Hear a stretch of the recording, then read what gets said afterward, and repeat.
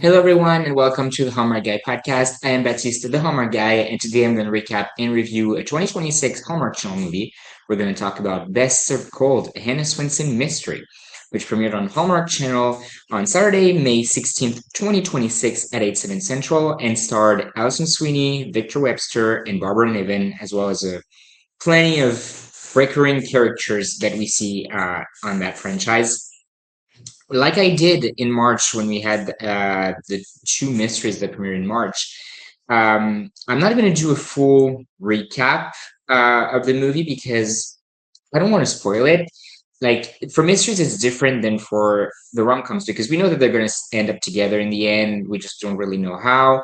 For the mystery, there's so many more little parts, the investigation, and oh, we think that that person, and then it ends up being that person, and all that, and it's more difficult to recap. And also, I wanted people to be able to watch it and experience it without being spoiled.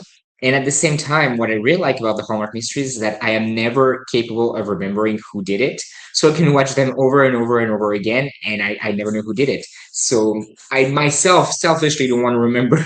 So I'm just going to use the IMDb synopsis of the movie for the recap part, and it says, when a suspect in a forgery case is murdered and the prosecutor goes missing, Hannah and Chad must uncover how the two cases are connected and solve them in time for the trial, which I think is a good synopsis, like a good thing to go off of. This is gonna be a very short episode because of that, but we're gonna jump right into what worked for me.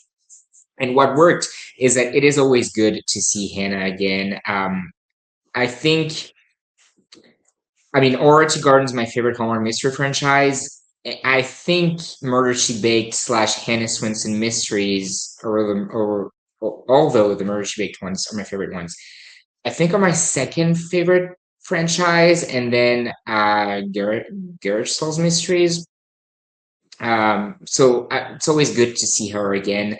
I'm glad that a few years ago we went back to making the to Hallmark went back to making the Hannah Swensen mysteries. What I'm sad is that it stopped making the Chronicle mysteries ones, which I liked. But I feel like hopefully we could do both. But it would be weird to have kind of her Alison Sweeney playing two different sleuth. Like I say, happy to see her again. I mean, it's crazy that it's the one that stood stood the. I don't know what I want to say. Stood this. Missing a word that led this long on Hallmark out of all the franchise. I mean, I'm sure if Candace Thornberry was still on Hallmark, we'd probably still have Orchard Garden. But again, happy to see Hannah again. And it was better than the one that premiered in March, better than Sugar and Vice, which, and I'll mention it again later, but I was like, after Sugar and Vice, I was like, okay, are we nearing the end of the franchise? And I hope we're not, but yeah.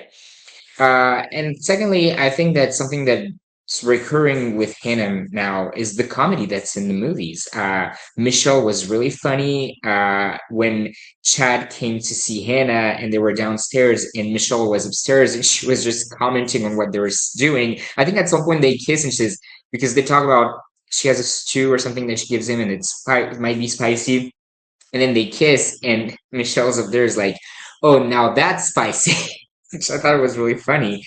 So there's a comedy with Michelle, the comedy with Dolores, who's like she's a witness at the trial, so she takes that so seriously. She's getting ready, and she's like Dolores, and she says how you spell it. And she's always been the funny character in these movies. So funny movie. I mean, Hannah and Chad make progress. I didn't really remember where we stood with them, but now they're. I mean, at the beginning of the movie, they were just hug, or I think like a kiss on the cheek or something, and then they kissed on the mouth. I was like, oh, well, maybe they did it in the past one, and I don't remember. But I was like, this is progress. So that was good to see.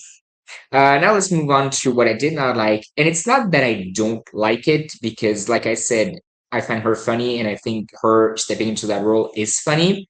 But it is such a drastic change with Dolores from what she used to be, especially in the murder she baked. She was like, oh my God, how are you dealing with murders? He found a dead body, and she was still the mother that like wanted her daughter to be like classy, sophisticated, and don't care about the murders. And now she's all into the murder investigations, which again, it's fun, it's funny, but I would need to go back and see how we came to that. But it is the change is when I was watching the movie, I was just remembering to myself, I was like, this is like, let's remember what she used to be, and like her being so in now, almost more than Hannah, is a drastic change that is a little weird and kind of takes away from what it used to be and what the character used to be, but it's fun. So I don't necessarily like not like it, but it's always weird every time now. It's like that's not the Dolores that we knew, you know. So yeah, um, but again, it's okay. So I do not like it. Um, but yeah. Other thing that I did not like, no Andrea in this one. I had hopes a few movies ago when Andrea was like in the whole movie. It was like, okay, we're back. She was not in that one. Bill hasn't been in any of the Hannah Swensen ones. So I want them back. We didn't have Norman. Don't really care about Norman. Um, but yeah, wish we had Andrea and Bill. Some things to point out. We had two cases this time going on at the same time. They they were kind of related. They were related, but two cases, and one wasn't a murder one. And even though Hannah worked on both, um, she was more focused on the. I felt like the one that was not a murder, which was interesting because I mean, for a good part of the movie, before she finds the body, I think. I mean, it starts with her just looking for a missing person. Um, and I thought it was interesting to have that kind of new case and her kind of more focusing on that and Chad focusing on the other one. So yeah, we saw new places and environments. We saw the courtroom, the grocery store, and it brought a new energy to the movie, something different. We really saw Chad at work in this one, like really doing his work. I felt like without giving away too much, in the end, when we person let it slips out that they killed the person, you're like, and Hannah's a witness for that. We're like, they had not. I don't think they had released the cause of death yet. So at that point, when the person says, "Oh, I didn't know that he was that," and it's like Chad, I was like, Chad, why aren't you telling like how do you know that he died from that? We haven't released it. Maybe they did. I don't know. Maybe I was like that could have been the end. So um yeah, I thought it was interesting, and the whole it took me a while, and that maybe something maybe it's me just being dumb, or maybe I could have put in what I did not like, but again, it's just maybe not an overall experience. In the end, with putting the two cases together and seeing, oh, that led to that for that one, that led to that for that one, I was like, it took me, I was like, well, I don't know what's going on right now. And then until 5 minutes of the movie, I was like, okay, now I get it. Okay.